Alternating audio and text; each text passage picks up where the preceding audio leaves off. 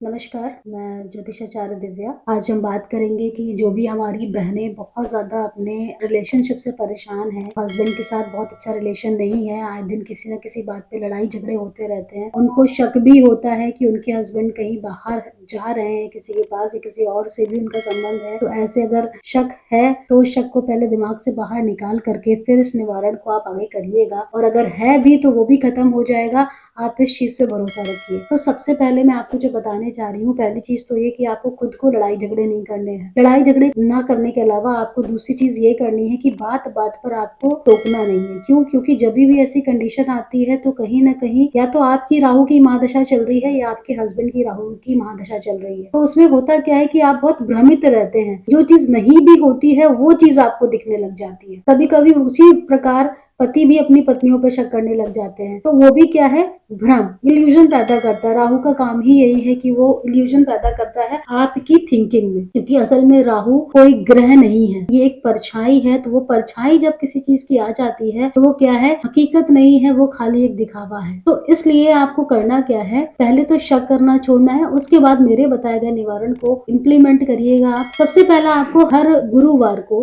हल्दी डाल करके आपको जल में स्नान करना है। चुटकी भर हल्दी डालेंगे और उससे स्नान करेंगे। स्नान करने के पश्चात आप कोशिश करिए पीले वस्त्रों को धारण करें, काले मत धारण करें। वस्त्रों को धारण करने के बाद आप अपने नाभि पर भी हल्दी, सूखी हल्दी का तिलक लगाएं। दूसरा, आपको हर शुक्रवार वाले दिन माता रानी को खीर का भोग लगाना है। महालक्ष्मी को आप खीर का भोग या फिर कोई भी सफेद रंग की चीज का भोग लगाएं, जो कि आपके धन के लिए और आपके पति का जो रिलेशन है उन दोनों के लिए ही बहुत अच्छा होता है। और उस खीर का हो सके तो सेवन अपने हस्बैंड को भी कराइए, आप खुद भी उसका सेवन करिए, पूरे परिवार को दीजिए। तीसरा, आपको संडे वाले दिन थोड़ा सा गुड़ लेना है और उस गुड़ को इतवार और मंगल ये दोनों दिन करना है। गुड़ को लेने के बाद आपको बहते हुए जल में विसर्जित कर देना है। ये चीज आप अपने घर के सिंक में भी कर सकते हैं, अगर आप हर इतवार मंगल बाहर नहीं जा पाते हैं तो। विसर्जित करते हुए आपको ये बोलना है, मेरे और मेरे पति के बीच में संबंध अच्छे बने रहे। तीसरा निवारण आपको ये करना है कि आपको किसी भी समय अगर वर्षा हो रही है तो वर्षा का जल आपको भर करके अपने बेड के नीचे, किसी कांच की शीशी में अपने बेड के नीचे आपको रखना है। बेड के नीचे अगर जगह नहीं है तो आसपास किसी भी बेड के कहीं पे भी आप रख दीजिए। बंद करके नहीं रखना है कि आपने ड्रॉर खोली और बंद करके रख दिया। उसे कांच की शीशी में ही रखना है और घर पे ही रखना है, आपके बेडरूम में ही रखना है और उनके बेड के आसपास रखना है। ये तो सारी चीजें हो गई। उसके अलावा अगर आप शिवलिंग पे जल का अभिषेक कर सकते हैं, अगर सफेद शिवलिंग है तो और भी अच्छा, उस पर अभिषेक करिए। इसके अलावा आपको